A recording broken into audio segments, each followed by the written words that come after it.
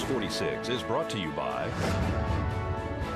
Inspiration Senior Living, where we provide affordable elegance to Pahrump area seniors. Give us a call at 751-2300 and make an appointment to tour our community. News is also brought to you by Smitty's Cards and Coins. Would you like to know what your collectibles are worth? Come by 2281 Postal Road, Unit 4, across from the post office. News is also brought to you by J.K. Nelson Law. Call 727-9900 today for your free consultation. If you need a lawyer, you need Nelson.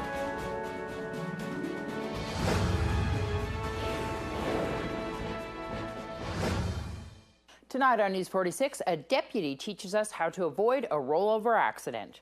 The firefighters present a check to VIP All-Stars, and a popular historian speaks at VAA's annual meeting. News 46 starts now. You're watching KPVM News 46 with Deanna O'Donnell.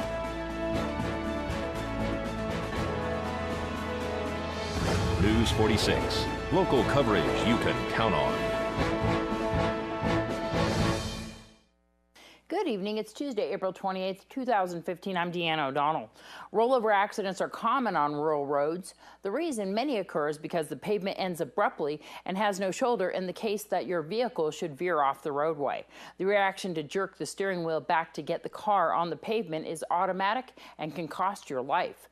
Emergency Vehicle Operation Course Trainer for the Nye County Sheriff's Office Deputy Doug McKillips shows us how to avoid a rollover accident. Overcorrecting is when a person, for example, the vehicle swerves off to the side of the roadway into the dirt and or gravel. They panic, swing the steering wheel back to the left, and overcorrect. And basically in doing so, they lose control of their vehicle and possibly roll it. And so rollovers tend to be an issue, especially it seems to be the number one cause for after you overcorrect your vehicle. What should a person do? Basically, first off, someone who's possibly on their cell phone or maybe reaching into the glove box for a pair of sunglasses, their vehicle will swerve off to the side of the roadway. At that point, they panic. When they panic, they yank that steering wheel back. So what you want to do is continue to drive it out nice and slow, and when you do come back on the roadway, come back on nice and slowly. There's no need to yank that steering wheel, come back on nice and slowly, and just continue to drive onto the roadway. So when you get an area that's kind of like a drop off the roadway a little bit, people tend to get a little upset. They think they're damaging their car. What should they do? Should you slow down before you come out on the roadway, or should you come on the same speed? Yes, ma'am. If there's ruts in the roadway, it is going to be a rough ride, but you must continue to drive it through. Slow down a little bit, but continue to drive it through. Yes, your car will sustain some damage, but it's better than you rolling over and overcorrecting. Why do people panic so much when they leave the roadway? They're simply just shocked. You're on a smooth surface, then all of a sudden you hit the rough surface, they panic and just yank the steering wheel. Does it take practice in kind of preparing yourself to go on and off the roadway like this? Should you give it a few times of practice to teach yourself? Actually, it doesn't require any special tools or special skills. It's just a matter of remaining calm. As soon as you hit that rough roadway and you're not on the smooth road anymore, you hit the dirt or gravel, just smoothly come back onto the road. Do not panic and do not yank that steering wheel. Thanks so much to the Nye County Sheriff's Office for providing Doug for us. Officers cannot stress the importance of wearing your seatbelt at all times. Nigerian troops rescued 200 girls and 93 women today in the Sambisa forest. The Nigerian Armed Forces could not immediately confirm if any of the rescued girls were among the 200 schoolgirls the militant group Boko Haram kidnapped in April 2014 from the northeastern Nigerian village of Chibok.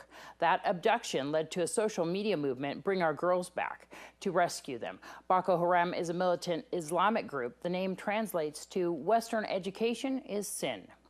There have been big changes to the Nye County Sheriff's Office personnel lately. Longtime officers have left the department. Some street and office personnel have taken new positions, which have switched things up. Sheriff Sharon Worley talks about new guidelines for staff to apply for job positions during her 100-day mark on the job. We've completely redone the way that we do oral boards and our promotions. The way that it starts out now is everybody writes a resume, really explains what they want to do, what they can bring to the sheriff's office in that particular position. Everyone who puts in for it is given an opportunity to sit at the oral board and answer questions. So the big change there is 1 or 2 or 3 people out of 10 or 12 aren't singled out and said, okay, these are my top people and these are the people I'm going to interview. We are going to interview everybody. The second thing is the way that the board is made up. In years past, the board was made up of senior Nye County command staff and maybe 1 or 2 patrol officers. Now it's made up of primarily that group to which the person wants to be promoted. So if it's sergeants, there'll be the sergeant sitting there. If it's the detectives, as was the first one, it will be the detective sitting there, so that they're actually trying to evaluate whether this person is going to be able to fit into their group. We had 1 command staff that's assigned, and that was the undersheriff. And we also brought in Danelle Shamrell, who is the human resources person. From what I understand, that was a first, that no one outside the sheriff's office had ever been involved in a promotion board before. So I wasn't even in it. I opted out and said, no, I think that you guys need to do this on your own. So in order to prepare for this oral board, they wrote out 10 questions. And they decided how those questions were going to be asked. And they also decided what the parameters of the right answer would be. And those were also written out for each question. Now, once all that was done, we added something else. Before everybody was notified, we went to the union, and in this case, it was the NCLEA union, and asked for 1 person, an NCLEA representative, to come in and monitor everything. They weren't a voting person, but they were able to review the questions as they were being given and decide whether they thought it was fair. Supreme Court justices appeared divided today during historic arguments over the constitutionality of gay marriage.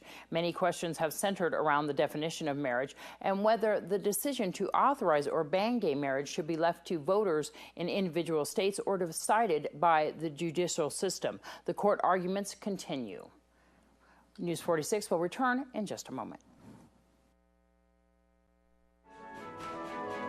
This portion of the news is brought to you by Inspiration Senior Living, where we provide affordable elegance to Pahrump area seniors. Give us a call at 751-2300 and make an appointment to tour our community. And welcome back. Valley Electric Association held its annual meeting on Saturday, celebrating the cooperative's 50th anniversary. The event at Pahrump Valley High School included a lunch, a documentary, followed by a presentation by CEO Tom Husted and the announcement of this year's scholarship recipients. Over 400 people attended the event, which discussed the cooperative's recent successes and expectations for the future. This year's meeting theme was Then and Now. The guest speaker was Mark Hall Patton, who is the administrator of the Clark County Museum System and a regular on Las Vegas-based reality show Pawn Stars, who spoke about Southern Nevada's history. In the 1860s, there were no roads here.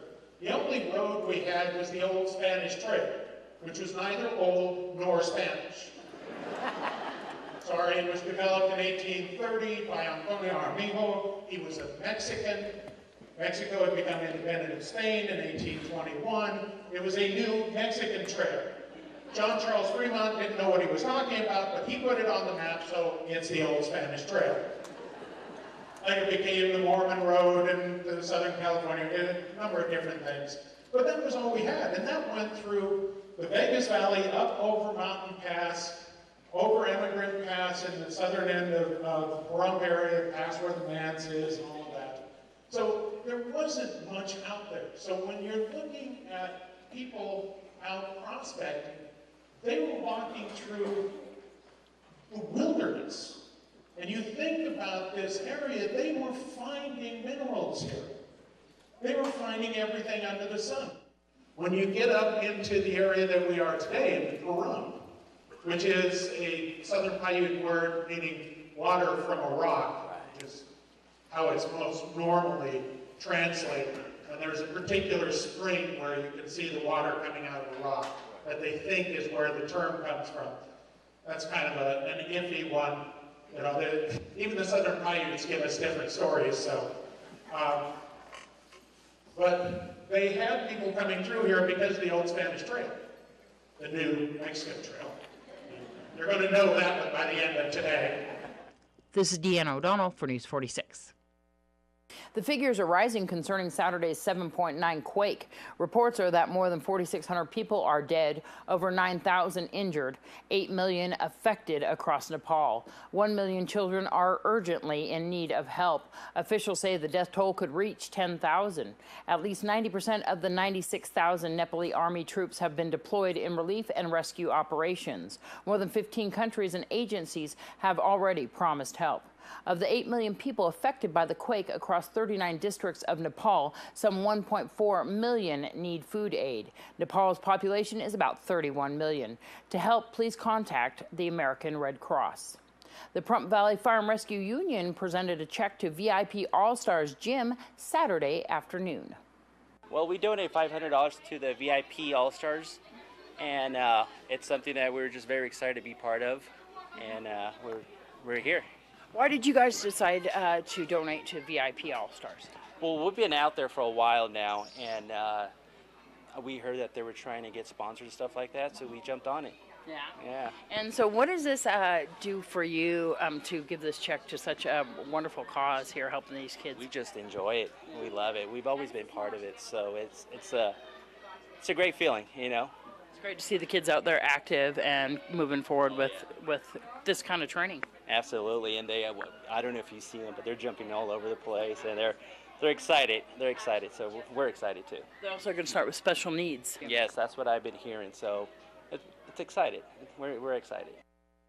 A minimum of 20 officers have been injured, 6 of them seriously, during a riot that took place yesterday in Baltimore, Maryland. Protesters gathered at midday in the latest eruption, which came after days of simmering tensions over Freddie Gray, who mysteriously died on April 19th, a week after Baltimore police arrested him. The rioting was fueled by tensions with police and African Americans. By last night, the protest had erupted into charred cars and buildings.